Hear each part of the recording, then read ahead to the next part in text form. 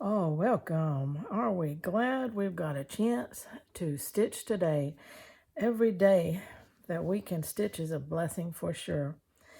I just put this little mat around this finished piece here, and I wanted to show you what it might look like framed out. And isn't that cute?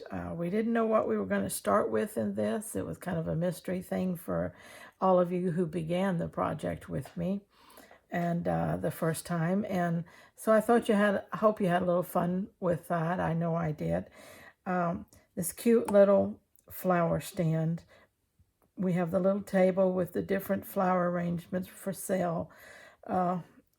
Little awning here with some flowers trailing over a little banner up here on top of the roof. And just a very simple little project, but isn't it darling? And what a cute little wall hanging that is going to make. So I just wanted to pop on, show you this completed piece here, and hope that you're coming along in yours and you're ready to put your last stitches in also. So until next time, please stay scrap happy. Bye-bye.